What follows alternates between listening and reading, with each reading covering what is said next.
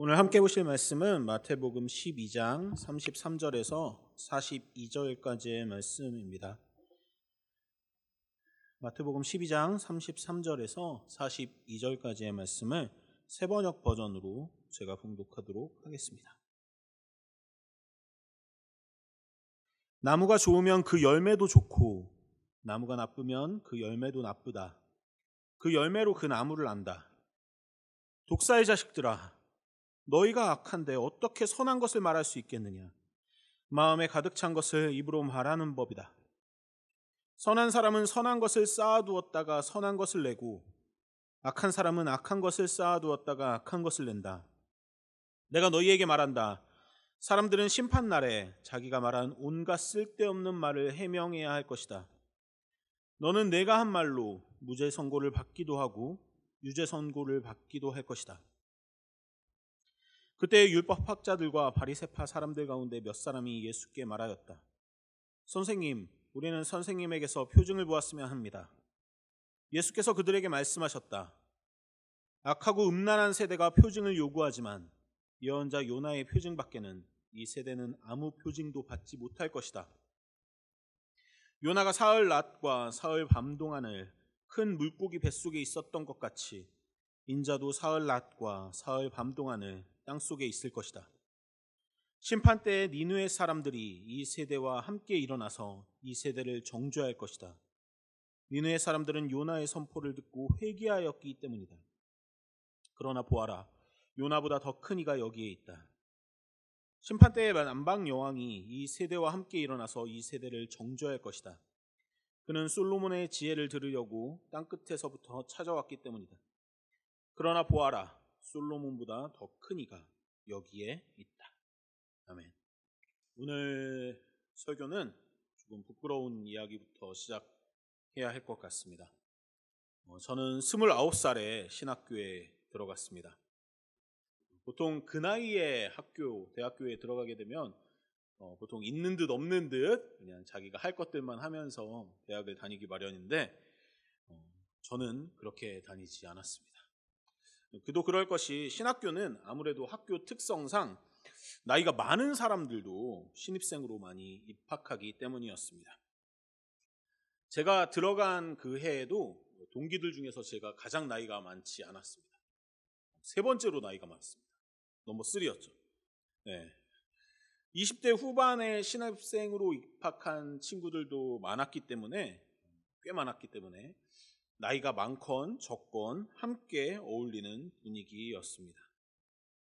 그렇다고 해서 제가 그때 나이 다 내려놓고 겸손하게 학교를 다녔던 것은 아닙니다.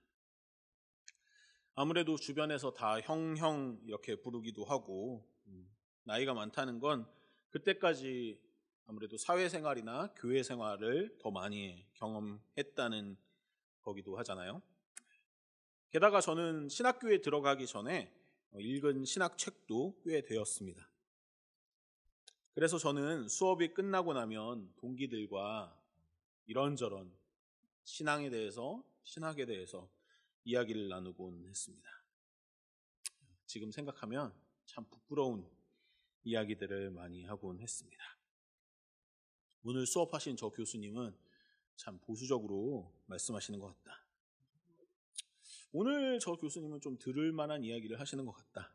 네, 뭐 이런 식으로 말이죠. 네, 맞습니다. 그때 저는 허세 덩어리였습니다. 네.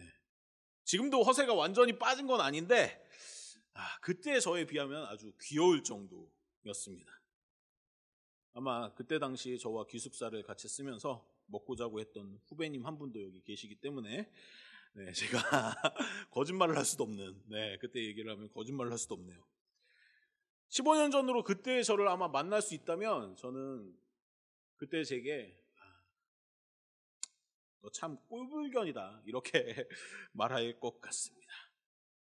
허세 가득한 사람들이 보통 그렇듯이 저도 뭔가 일반적인 수준을 넘어선 사람들한테는 아주 깍듯하게 대했습니다. 네. 학교에서 제가 정말로 넘사벽이라고 생각하는 교수님이 2분 계셨습니다. 물론 그때 당시에 교수님들이 모두 다 훌륭하셨습니다. 네. 다만 허세에 가득한 철없던 어린 제 기준으로는 2분만 인정을 했던 거였습니다. 말하면서도 계속 부끄럽네요. 네. 그 두 분 중에 한 분은 구약학 쪽에서 정말 넘을 수 없는 큰 산으로 계시는 분이셨고, 또 다른 한 분은 신약학 쪽에서 비교할 수 없이 훌륭한 분이셨습니다. 그분들이 하시는 수많은 수업들을 다 찾아다니면서 열심히 들었습니다. 정식으로 들을 수 없는 그런 경우가 있을 때에는 청강을 하면서까지 모조리 따라다니면서 배우려고 노력했습니다. 반대로 제가 인정하지 않는 사람들에게는 한없이 교만했습니다. 별로 좋아하지 않는 교수님들의 수업도 대충대충 듣고 과제도 때우듯이 그냥 분량만 채워가지고 이렇게 제출하곤 했습니다. 그런 제 교만함은 교수님들에게만 한정된 것이 아니었습니다. 같이 수업을 듣고 있는 선배님들, 동기들, 또 나중에 학교로 들어온 후배들에게도 저는 여전히 교만했습니다. 그렇게 전 그들과 충분히 대화하고 토론하며 함께 발전을 꾀할 수 있었던 기회들을 참 많이 날려버렸습니다. 지금 생각하면 왜 그리도 어리고 철이 없었는지 모르겠습니다. 돌아보면 함께 공부하던 동기들, 후배들, 선배님들에게 배울 수 있는 내용들이 너무나도 많았기 때문이죠. 그때 제가 좀 더 겸손하게 생활하면서 더 많은 사람들과 관계를 맺고 더 많은 것들을 배웠더라면 얼마나 좋았을까. 지금도 후회하곤 합니다.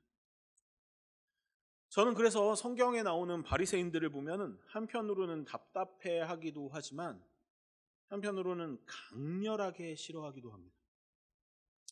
그저 성경에 묘사된 바리새인들의 모습이 순수하게 싫어서라기보다는 그들의 모습 속에서 15년 전 철없던 제 모습이 보이기 때문입니다. 오만하고 허세 가득한 모습 말이죠. 오늘 바리새인들은 예수님에게 따끔한 경고를 받고 있습니다. 이미 예배 전에 성경 공부를 통해서 살펴봐서 아시는 분들이 대부분이시겠지만 예수님이 비판하시는 바리새인들의 말은 바로 같은 장인 12장 24절에 나왔던 내용입니다.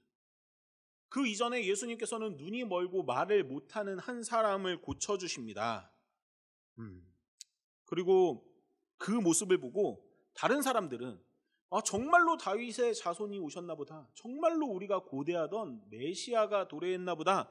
이렇게 맞는 것 같다고 서로 수근수근 대고 있습니다. 단순히 그 한 번의 치유 때문만이 아니라 그 이전에 예수님께서 여러 번 행하신 기적과 치유 때문에 사람들은 예수님을 보면서 정말로 우리가 기다리던 메시아가 저분이신가 보다 이렇게 이야기하기 시작합니다. 바리새인들은 예수님께서 행하신 기적과 치유 자체를 함께 같은 장소에서 지켜보았기 때문에 그 사실, 일어난 기적과 치유 자체를 부정할 수는 없었습니다. 그래서 바리새인들은 새로운 방식으로 예수님의 권위를 떨어뜨리려고 합니다. 그런 기적 자체는 부정하지 못하지만 그런 기적들을 행할 수 있는 능력이 바알세불, 그러니까 마귀에게서 나왔다고 바리새인들은 말합니다. 당연히 근거도 없고 말도 안 되는 소리입니다. 어떻게든 자신들의 권력을 위협하는 예수님을 망치기 위해서 근거 없는 가짜 뉴스를 퍼뜨리려 노력하는 거죠. 바리새인들은 평소 마음에 가득 차 있던 것을 말로 드러내고 있습니다. 바리새인들의 마음에 가득 차 있던 것은 무엇이었습니까? 바로 욕심과 거짓입니다. 자신들이 예수님보다 더 뛰어나고 싶은 욕망, 그리고 그 욕망을 채우기 위해서는 어떤 방식이든 사용하겠다는 자세, 그것이 설령 거짓이라도 상관없습니다. 이미 그들에게 옳고 그름은 중요한 문제가 아니기 때문입니다. 예수님을 이기기 위해서는, 굴복시키기 위해서는 어떤 거짓말이라도 천연덕스럽게 할 준비가 되어 있던 사람들이 바리새인들입니다. 그리고 그들은 그 마음을 여과 없이 표현합니다. 바로 앞에서 행해진 기적이 마귀가 행한 기적이라고 예수님을 비난하는 것이죠. 그렇게 마음에 있는 것을 서슴없이 드러낸 바리새인들을 예수님께서는 다시 한번 비판하십니다. 오늘 본문의 바로 이전 단락에서는 다른 죄들은 다 용서받을 수 있는데 성령을 모독하는 것은 용서받을 수 없다고 거듭해서 말씀하십니다. 바리새인들의 의도와 행동이 얼마나 악한지를 단적으로 알 수 있는 지점입니다. 그리고 평소에 마음에 가득 차 있던 것을 말로 드러내는 그들이 심판받을 것이라고 강하게 경고하십니다.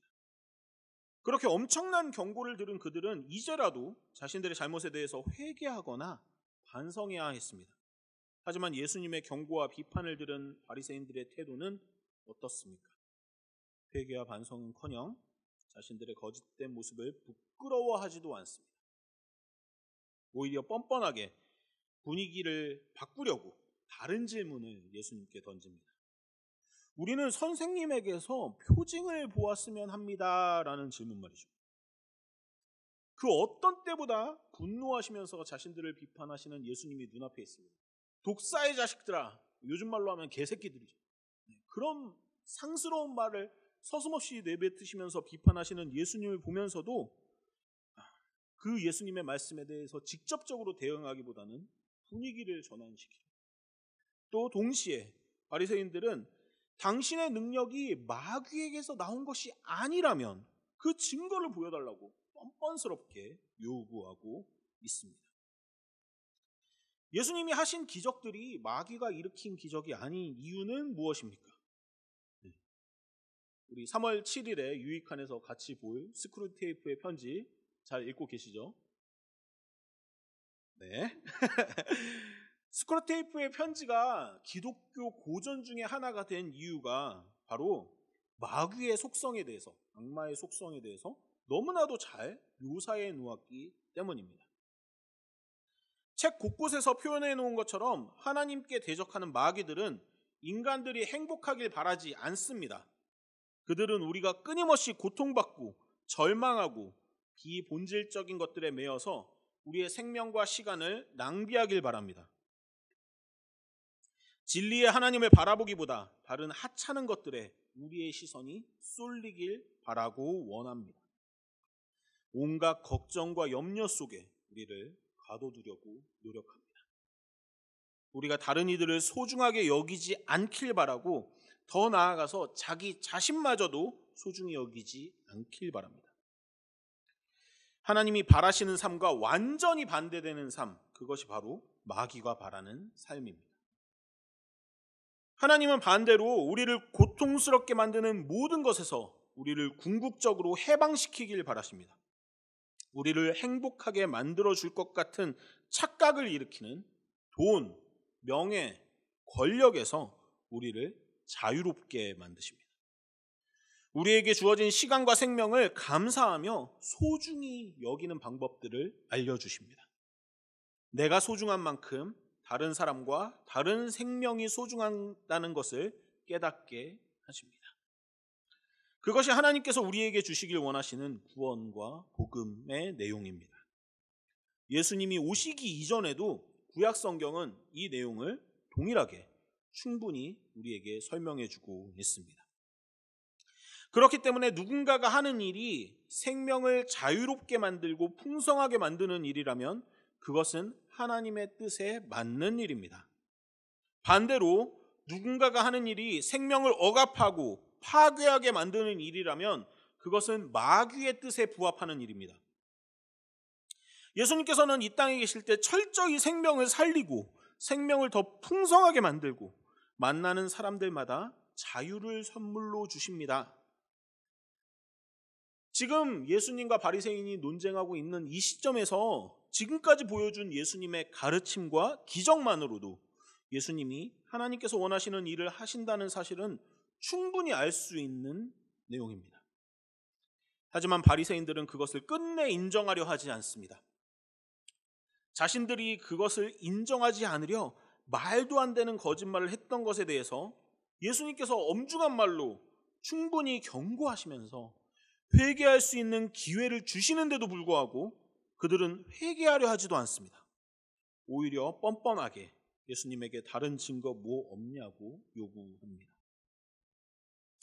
너무나 어이없는 요구사항입니다. 지금까지 예수님께서 보여준 증거들로 충분하다고 그냥 말씀하시고 넘겨버려도 될 요구사항입니다. 아니면 말이 통하지 않는 그들을 그들 스스로 만들어낸 감옥 안에 그저 놓아두시면 될 일입니다. 그런데 예수님께서는 친절하셔도 너무 친절하십니다. 다시 한번 그들의 잘못을 깨닫게 하시려고 친절하게 다시 그들의 잘못을 경고하십니다. 예수님은 구약 성경을 잘 알고 있는 바리새인들이 알아들을 수 있도록 구약 성경에 나오는 내용들을 비유로 사용해서 그들에게 경고하십니다. 여전히 답답한 그들이기에 강한 어조로 경고하십니다. 악하고 음란한 세대들아, 제발 좀 잘 들어라. 내가 너희들의 수준에 맞게 설명해 줄게. 너희들이 증거를 요구하지만 너희들이 지금 이 순간 집중해야 할 내용은 요나 이야기밖에 없어 라고 말씀하십니다. 나에게 새로운 증거를 요구할 것이 아니라 너희들이 너무나도 잘 알고 있는 이야기, 선지자 요나의 이야기를 한번 생각해 보라고 말씀하십니다. 요나서는 참 재밌는 책입니다. 여러분들이 시간이 되시면, 시간이 되지 않는다 하더라도 별로 길지도 않아요. 4장밖에 되지 않는데 한 장 한 장이 또 짧기도 짧습니다. 이걸 한번 읽어보시는 걸 추천드립니다. 지금 당장 읽을 수는 없기에 잠시 설명을 드리자면, 요나는 선지자였습니다. 하지만 정말 특이한 선지자, 하나님 말씀을 잘 듣지 않는 선지자였습니다. 하나님께서는 요나에게 니느웨로 가서 하나님의 말씀을 전하라고 명령하십니다. 하지만 요나는 이걸 듣지 않습니다. 이 부분에서는 요나가 조금 이해 가기도 합니다. 사실 이 니느웨는 아수르의 수도와도 같은 중요한 도시였고, 아수르라는 나라는 요나의 민족인 이스라엘 민족을 오랜 시간 괴롭힌 민족이었습니다. 요나는 혹시나 니느웨 사람들이 자기가 전한 하나님의 말씀을 듣고 회개할까 봐, 그래서 심판을 피하게 될까 봐 니느웨에 가서 말씀을 전하는 것을 거부합니다. 그는 니느웨가 아닌 다른 지역으로 도망치려고 배를 탑니다. 하지만 곧 폭풍에 휘말려 바다에 빠지게 되고 큰 물고기 뱃속에서 3일 밤낮을 지내게 되죠. 요나서를 읽어보면 전 이 부분이 참 대단하다고 느낍니다. 요나는 3일 밤낮을 물고기 뱃속에 있으면서도 자기가 잘못했다고 하지 않습니다. 하나님, 제가 이제 잘못했으니까 니느웨로 갈게요, 이런 말도 안 합니다. 할 법도 한데, 그냥 거짓말이라도 할 법도 한데 또 거짓말은 안 해요. 그냥 하나님 살려주세요, 하나님 살려주세요만 여러 가지 방식으로 이야기합니다. 그래서 하나님은 요나를 살려주십니다. 그리고 물고기 뱃속에서 나온 요나에게 다시 한번 니느웨로 가라고 명령하시죠. 이번에는 요나가 좀 이것까지 좀 말을 안 들으면 안 되겠다 싶었는지 니느웨로 가서 말씀을 전하기 시작합니다. 하지만 여기에서도 요나가 고집스러운 인물이라는 게 도드라지게 드러납니다. 니느웨는 3일을 꼬박 돌아다녀야 다 돌아다닐 수 있는 도시입니다. 그런데 요나는 하루 동안만 돌아다니면서 이렇게 말합니다. 40일만 지나면 니느웨가 무너진다. 그래서 뭐 어떻게 하라는 얘기도 없습니다. 회개해라, 하나님께로 돌아와라, 하나님의 말씀을 들어라, 이런 말도 안 합니다. 그냥 40일만 지나면 니느웨가 무너진다. 그냥 이렇게 외쳤을 뿐입니다. 그런데 기적 같은 일이 일어납니다. 니느웨의 수많은 사람들이 그 이야기를 듣고 하나님을 믿게 됩니다. 금식을 선포합니다. 왕부터 백성들에 이르기까지 자신들이 잘못한 일들을 고백하고 폭력을 멈추기를 다짐합니다.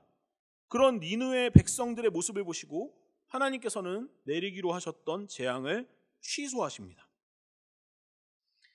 그렇게 회개하고 심판받지 않게 된 니느웨를 본 요나는 또 하나님께 성질을 부립니다. 어떻게 이럴 수가 있을까 싶을 정도로 반항을 합니다. 내가 저 회개한 니느웨 백성들을 보니까, 심판받지 않게 된 니느웨 백성들을 보니까 속이 터져서 살 수가 없다고, 차라리 나 죽여달라고 하나님한테 때를 씁니다. 그런 요나를 하나님께서는 죽이지 않으시고 더울까봐, 너무 뜨거울까봐 햇볕을 가려주시기 위해서 박넝쿨로 요나에게 그늘을 허락하십니다. 그런데 그걸 보고 또 요나는 좋아해요. 기뻐해요. 죽기를 정말 원한 게 아니었죠. 근데 다음 날 벌레들 때문에 그 박넝쿨이 다 갉아먹혀지자 요나는 또 하나님한테 성질을 냅니다. 이럴 거면 나를 죽여주지, 이러면서 또 성질을 냅니다. 하나님은 마지막으로 요나에게 말씀하십니다. 이 박넝쿨 하나도 내가 아끼는데 사람만 12만 명이 있고 가축들도 많이 있는 니느웨를 내가 아끼지 않겠느냐? 이렇게 말이죠. 그리고 요나서는 끝납니다. 보통은 이 정도 되면은 요나가 뭐 회개를 하든지 하나님 잘못했습니다, 하나님의 마음을 이제 알겠습니다, 이런 말도 할 법한데 또 그런 말도 안 하고 그냥 요나서가 끝나버립니다. 와, 정말 어떤 의미에서는 대단한 선지자입니다, 이 사람은. 네. 지금 예수님은 성경을 달라 외우고 있는 바리새인들이라면 너무나도 잘 알고 있을 요나서의 이야기에 집중하라고 말씀하십니다. 그 중에서도 니느웨 사람들이 심판의 때에 너희 바리새인들을 정죄할 것이라고 말씀하십니다. 그 니느웨 사람들은 정말 하나님의 말씀도 잘 듣지 않는, 어쩌면 선지자 같지도 않은 선지자 요나의 말을 듣고 회개했지만, 바리새인들은 요나보다 더 큰 이인 예수님의 말씀을 듣고도 회개하지 않았기 때문입니다. 덧붙여서 예수님은 남방 여왕에 대한 이야기도 하십니다. 남방 여왕은 지혜로운 왕 솔로몬의 소문을 듣고 직접 그를 찾아옵니다. 수많은 수행원과 많은 보물을 들고 말이죠. 아마도 이 모습을 보면은 남방 여왕의 나라는 풍요로웠을 것이고, 그리고 그 지도자가 국가를 잠시 비워도, 아니 좀 긴 시간을 비워도 괜찮을 정도로 안정적인 나라였을 것입니다. 그런 풍요와 안정을 누리고 있던 남방 여왕은 솔로몬에게 와서 지혜를 구합니다. 그리고 그의 소문이 사실이었다는 것을 확인하고 솔로몬을 칭찬하고 솔로몬의 하나님을 찬양하기까지 합니다. 예수님께서는 그런 남방 여왕도 심판의 때에 바리새인들을 정죄할 것이라고 말씀하십니다. 그녀는 솔로몬의 이야기를 듣고 인정했지만 바리새인들은 예수님의 이야기에 귀 기울이지 않았기 때문입니다. 예수님이 바리새인들과 비교한 니느웨 사람들과 남방 여왕의 공통점은 무엇입니까? 저는 그들이 가지고 있었던 구도자적인 자세라고 생각합니다. 끊임없이 진리를 구하고 탐구하기를 원하는, 진리를 갈망하는 모습이 니느웨 사람들과 남방 여왕에게는 있었습니다. 요나가 3일을 돌아야 했을 니느웨에서 단 하루만 대충 전한 경고의 메시지가 니느웨 사람들에게 먹혀들었던 이유는 무엇이었을까요? 저는 니느웨 사람들이 비록 하나님이 보시기에 악한 행실들을 행하고 있었을 때도 있었지만 그들 스스로를 돌아볼 줄 아는 사람들이었기 때문이라고 생각합니다. 자신들의 삶이 뭔가 망가져 있다는 사실, 자신들의 삶에 무언가 빠져 있다는 사실, 부족하다는 사실, 이대로 살아서는 안 되겠다는 사실을 어렴풋이 눈치채고 있었던 이들이기 때문에 멀리서 온 다른 민족의 선지자가 대충 전하는 이야기조차 허투루 듣지 않고 자신들의 삶을 돌이키는데 사용할 수 있었던 거죠. 남방 여왕 또한 풍요와 안정에 취해서 그냥 살아가는 것이 아니라, 그 풍요와 안정을 누리면서만 살아가는 것이 아니라 끊임없이 진리를 추구하고 묻는 삶이었기 때문에 먼 길을 마다 않고 솔로몬을 만나러 올 수 있었던 거고. 하지만 바리새인들은 다릅니다. 그들은 요나보다 더 큰 예수님, 솔로몬보다 더 큰 예수님을 무시합니다. 그럴 수 있었던 이유는 또 두 가지입니다. 그들은 자신들이 부족함 없는 완벽한 존재라고 생각했습니다. 또한 그들은 자신들에게 경고하는 예수님을 무시하고 있었습니다. 바리새인들은 항상 가르치는 쪽에 있었던 사람들입니다. 성경도 모르고 글자도 모르는 일반 백성들에게 하나님의 뜻이 무엇인지, 율법을 어떻게 지켜야 하는지 가르쳤던 사람들입니다. 때로 자기 집단 안에서, 바리새인 집단 안에서 더 큰 스승이 가르치는 말이야 귀 담아 들을 수 있었겠지만, 어디서 근본 없이 굴러다니다 온 목수의 아들이, 근본도 없고 뭔가 가문도 대단하지 않고 그런 목수의 아들이 자신들을 가르치려고 할 때 그들은 참지 못합니다. 거짓을 행하고 그런 자신들의 잘못을 지적하는 예수님의 말씀조차 무시합니다. 자신이 부족함 없는 존재라고 생각할 때 우리는 보다 더 성숙해질 수 있는 기회를 이렇게 잃어버립니다. 마치 15년 전에 신학교를 다니던 시절 저처럼 말이죠. 그때 제 오만함이 조금이나마 깨질 수 있었던 것은 제가 존경하던 두 분의 교수님 덕분이었습니다. 청강을 하면서까지 그분들의 수업을 모두 들으면서 느낀 것은 정말 너무나 단순한 진리였습니다. 3살 때부터 들어오던 말들. 벼는 익을수록 고개를 숙인다. 각자의 영역에서 최고의 수준에 있던 분들이셨지만 그분들은 저처럼 허세를 부리거나 오만하지 않으셨습니다. 오히려 스스로를 늘 부족하다고 표현하시는 분들이셨습니다. 늘 낮은 자리에 함께 하셨고 아직은 미숙한 학생들의 이야기도 귀담아 들으셨고 그 이야기에 진지하게 응답하셨습니다. 자신들이 부족한 점들은 솔직하게 인정하셨고 자신들이 모르던 부분들을 새롭게 배우는 것에 대해서 두려워하지 않으셨습니다. 이미 최고의 자리에 있으셨지만 그분들은 계속 성장과 성숙을 반복하고 계셨습니다. 그렇게 오랫동안 그분들의 모습을 보면서 비로소 제 부끄러운 모습을 인지했던 것 같습니다. 사실 그분들에 비하면, 아니 제가 무시했던 교수님들에 비해서도 저는 아는 것은 쥐뿔도 없는 그저 신학생에 불과했습니다. 몇 권의 책을 읽었다고 세상 진리를 다 아는 사람처럼 굴었던 제가 여전히 너무나도 부끄럽습니다. 저는 제가 아는 것들에만 매달려서 주변에서 배울 수 있는 기회를, 제가 더 성숙해질 수 있는 기회를 놓치고 있었습니다. 저는 지금도 여전히 교만하고 허세 가득한 사람이지만 그것을 깨달은 이후로는 조금 더 저의 부족함을 인정하는 연습을 하려고 노력하고 있습니다. 제가 좋아했던 그 두 분 교수님들처럼 예수님도 그러셨습니다.